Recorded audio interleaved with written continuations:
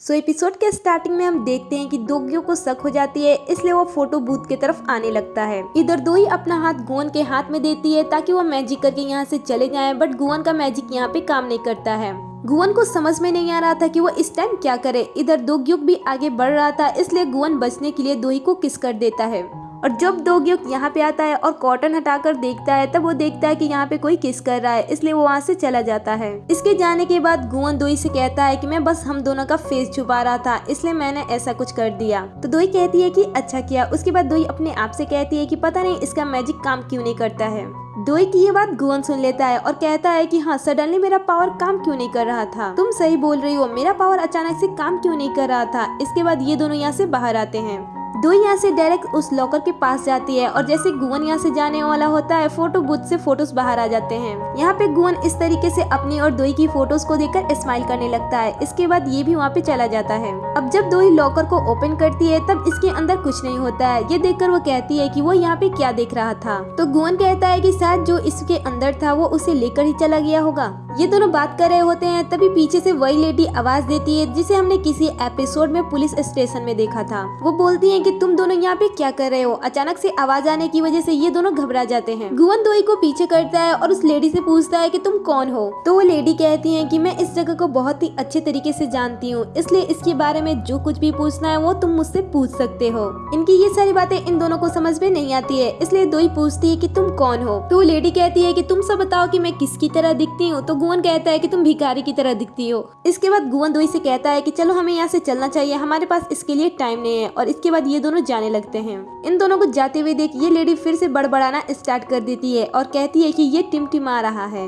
ये सुनकर ये दोनों पीछे मुड़ते हैं और इसके बाद ये लेडी पता नहीं क्या क्या बातें करने लगती है। तब दोई पूछती है कि क्या तुम इसे जानते हो। तब गुवन कहता है कि ये खतरनाक इंसान है, हमें यहाँ से चलना चाहिए। बाहर निकलने के बाद दोई दोग्यो को ढूंढने लगती है और कहती है कि चलो हमें यहाँ से जल्दी जाकर उसे ढूंढना होगा। पर गुवन जमीन से एक डाली को उठाता है और कहता है कि मैं कुछ करना चाहता हूँ। तो दोई कहती है कि तुम क्या करना चाहते हो। तो गुवन कहता है कि मैं कुछ चेक करना चाहता हूँ। और इसके बाद गुवन दोई का हाथ मांगता है और मैजिक करता है। उसके हाथ में जो डाली होती है उसमें फूल खिलने लग जाती है। ये देखकर गुवन कहता है कि अभी भी मेरा मैजिक तो अच्छे तरीके से काम कर रहा है, बट उस टाइम मेरे साथ गलत की हुआ था। दोई कहती है कि चलो हमें सबसे पहले दोग्यो को ढूंढना है, इसलिए गुवन उस फ्लावर को वहीं पे रख देता है। जैसे ही गुवन आगे बढ़ता है, ये फ्लावर मुरझा जाती है। इसके बाद हम इन दोनों को फिर से छुप कर दोग्यो को देखते हुए देखते हैं। यहाँ पे गुवन दोई से पूछता है कि क्या हमें अभी भी इसका पीछा करना चाहिए। तो दोई पीछे मुड़ के कहती है कि नहीं। इस समय गुवन और दोई बहुत ही नजदीक होते हैं और यहाँ पे दोई गुवन के किस के बारे में सोचने लगती है। फिर दोई कहती है कि आज के लिए बहुत हुआ, अब हमें उसका पीछा नहीं करना चाहिए क्योंकि अब ये हमारे लिए रिस्की हो सकता है।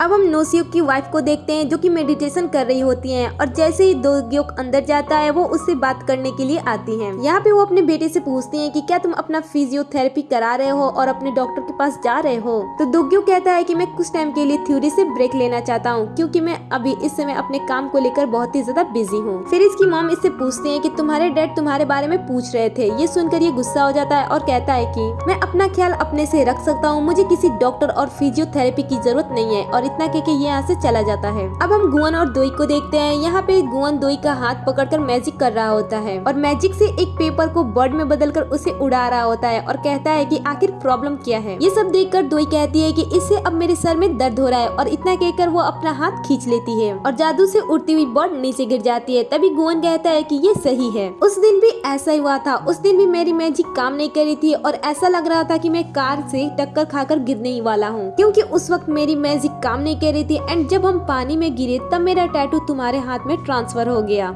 ये सारी प्रॉब्लम्स तुम्ही से ही है। गुवन की ये सारी बातें सुनकर दोई गुस्सा हो जाती है और कहती है कि अगर कोई है जिसे कोई प्रॉब्लम है तो वो तुम हो, इसमें मुझे ब्लेम मत करो। गुवन कहता है कि मैं तुम्हें ब्लेम नहीं कर रहा हूँ, बात सिर्फ इतनी है कि जब मैं तुमसे नहीं मिला था तब मेरे साथ ऐसा कुछ भी नहीं हुआ था। मेरे साथ कभी भी इस तरीके से कार एक्सीडेंट नहीं हुई और न ही मेरा टैटू कभी किसी के हाथ में ट्रांसफर हुआ था। तो दोई कहती है कि क्या तुम इन सारी चीजों के लिए अपने आप को ब्लेम नहीं कर सकते हो। कार से एक्सीडेंट होना या फिर टैटू का ट्रांसफर होना, तुम इन सारी चीजों के लिए अपने आप को ब्लेम नहीं कर सकते हो। आखिर तुम मुझे ब्लेम क्यों कर रहे हो अपनी आती जाती पावर के लिए। तो गुवन कहता है कि मेरे कहने का ये मतलब नहीं है, मैं कहना चाहता हूँ कि अगर हम उस सिचुएशन को फिर से क्रिएट करें तो ये सही हो सकता है।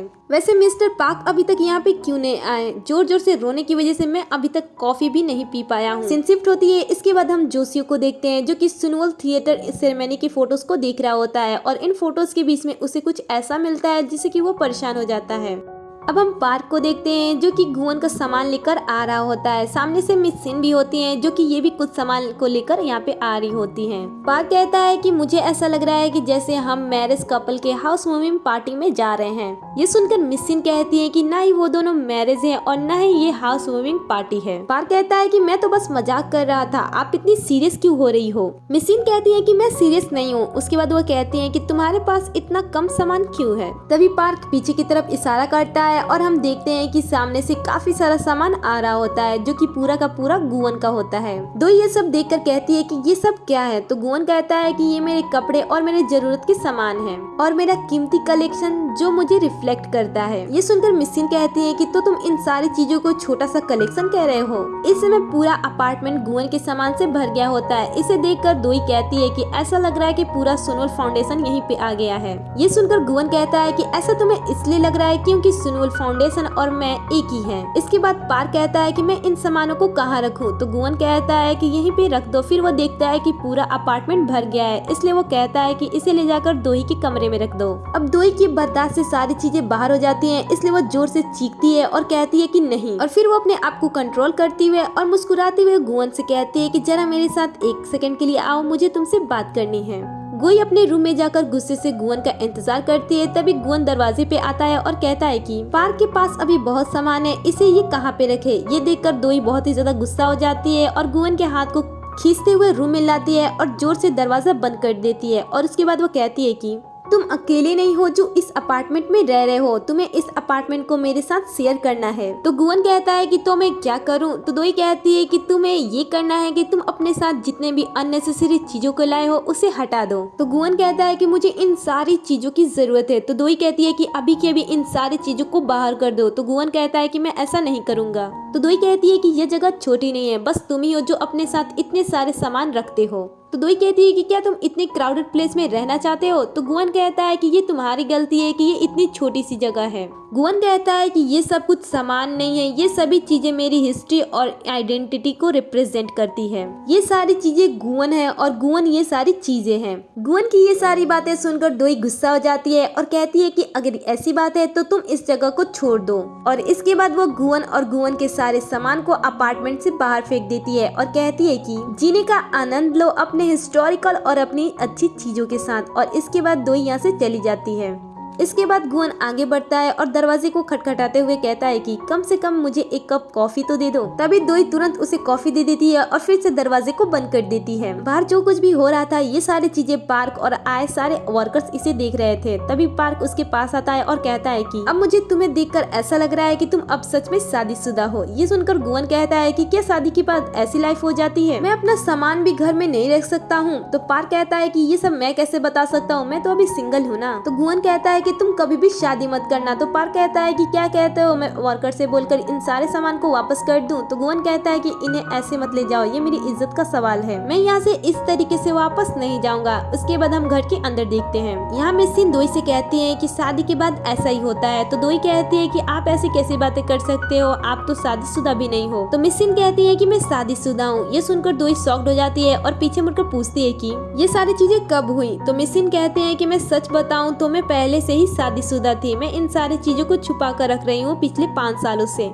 मैं इसके बारे में किसी को पता नहीं चलने देना चाहती थी। वैसे ये सारी चीजें इतनी इम्पोर्टेंट नहीं है। ये सुनकर दोई कहती है कि सच में शादी में पागलपन भरा है। अब हम पार्किंग में देखते हैं। यहाँ पे गुवन के सारे सामान को वर्कर फिर से रख रहे होते हैं और यहाँ पे गुवन कहता है कि दोही का अपार्टमेंट तो इस कार से भी छोटा है। ये सुनकर पार्क कहता है कि उसका अपार्टमेंट छोटा नहीं है, ये आप हो जिसकी लालच बहुत ही ज्यादा है। आप अपनी आसपास की चीजों को तो जरा देखो, आप अपने साथ कितने सारे सामान को लेकर आए थे। तभी दोई गुवन के पास कॉल करती है। गुवन गुवन उस कॉल को देखता है और रिसीव करके कहता है कि कौन हो तुम। दोई कहती है कि क्या तुम वापस नहीं आ रहे हो, तो गुवन कहता है कि तुमने ही तो मुझे बाहर निकाल दिया था मेरी अपनी चीजों के साथ, और इतना कह के वो फोन को कट कर देता है। दोई गुवन के बारे में सोचती है और कहती है कि वो यहाँ से बस एक दिन के अंदर ही यहाँ से चला गया, मुझे उसे सबक सिखाना ही चाहिए। अब मैं उसे दोबारा कॉल कभी नहीं करूंगी, मुझे उसके साथ कॉन्ट्रैक्ट साइन करना ही नहीं चाहिए था। फिर दोई नोटिस करती है कि उसके कमरे में गुवन की एक सामान रह गई है। उसे देखकर वह कहती है कि उसने इस सामान को यहाँ पे कब छुपा दिया।